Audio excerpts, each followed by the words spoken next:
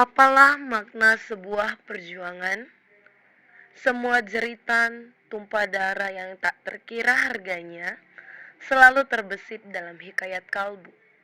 Kertas, pena, rekaman suara, dan mesin ketik menjadi saksi bisu perangkum perjuangan pada kala itu.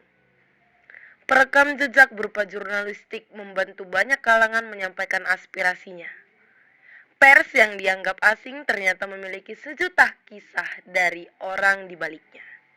Inilah dia penggerak roda jurnalistik Kota Medan yang dikemas dalam perspektif milenial.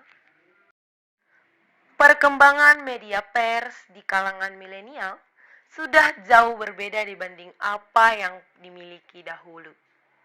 Kini, pers hadir dalam bentuk digital yang mudah dibawa dan dibaca siapapun.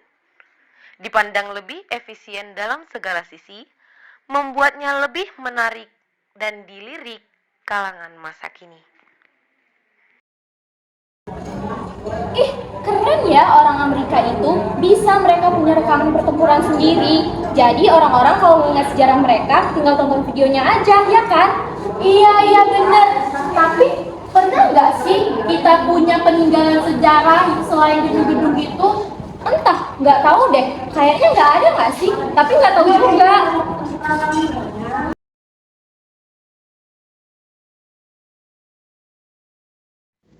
Andai mereka tahu apa sejarah di balik ini semua.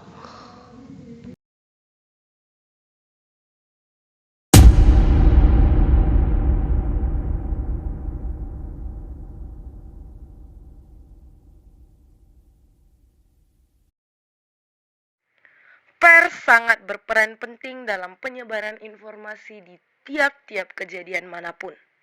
Media yang menjadi perangkum sejarah ini digerakkan oleh sosok tokoh yang tak kalah hebat di baliknya. Dialah Tok Wan Haria, sosok soko guru penyambung lidah rakyat melalui kritik pedas yang dilontarkannya dalam bidang jurnalisme. Mari kita kenal beliau melalui sesi wawancara berikut ini. Saya Ihsan Suhadama Tondang, berprofesi sebagai guru sejarah dan juga menjadi praktisi sejarah untuk tingkat Kota Medan. Tambah lagi saya juga bergiat di Museum Negeri Provinsi Sumatera Utara menjadi seorang edukator. Yang sekarang saya unit kerja ada di SMA Negeri 6 Medan, Bilangan Sari 34. Itu profil. Oke, baik ya, kita sudah masuk ke salah satu tokoh kenamaan dalam dunia jurnalistik, Muhammad Tok Wan Haria, ya, lahir di Aceh Utara, tepatnya di Gedong, di Samudra Pasai istilahnya. Nah, itu 15 November 1932. Tapi agak sedikit dikritik ya, bentar ya. Sebenarnya di umur 14-15 tahun dia sudah masuk tentara kadet istilahnya. Nah, jadi memang ada dia punya keinginan, aku harus bela bangsaku. Nah, bangsaku diinjak-injak orang.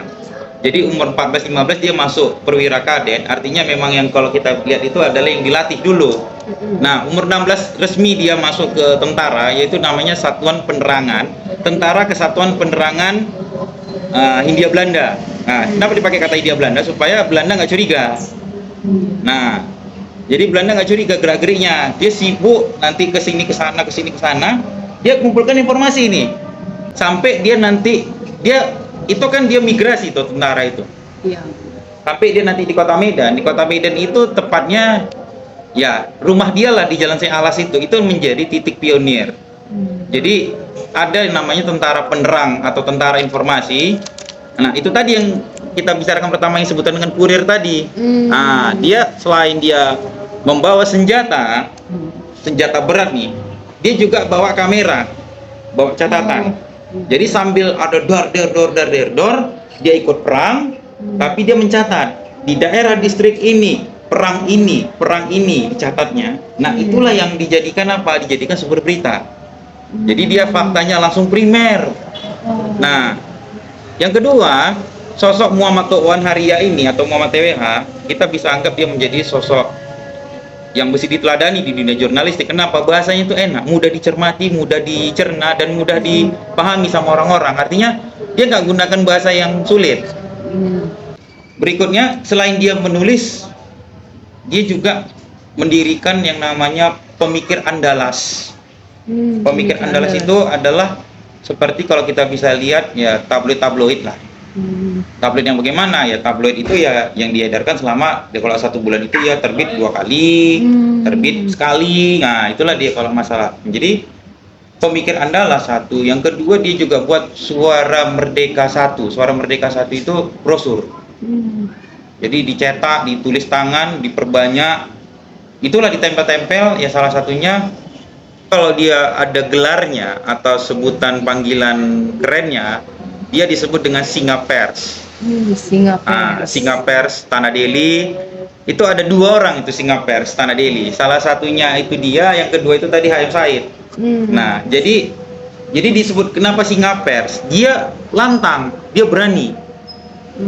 Dia nggak ada neko-neko. Dia membahasakan kemerdekaan, perjuangan, pergerakan, bela negara, cinta tanah air itu belak-belakan dia. Kontras dia tidak Dia ada. kontras nggak ada. Ya, kalau kita kan biasa masih takut nih mau baca tulisan, tapi dia enggak. Nah, yang kedua, dia digelari oleh salah seorang tokoh jurnalis juga, Adi Negoro waktu itu. Dia disebut dengan Pelita Merpati. Nah, kenapa disebut Pelita Merpati? Nah, saja dia masuk. Nah, jadi misal nih, jam ini dia sudah di Binjai. Tapi setengah jam atau 1 jam ke depan, tiba-tiba dia udah sampai di Stabat.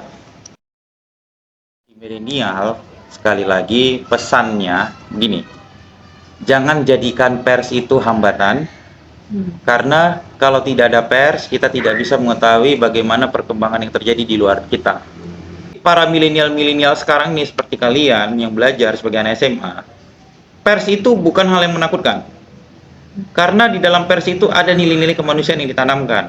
Dan ada juga nilai-nilai kebenaran yang harus kita junjung tinggi.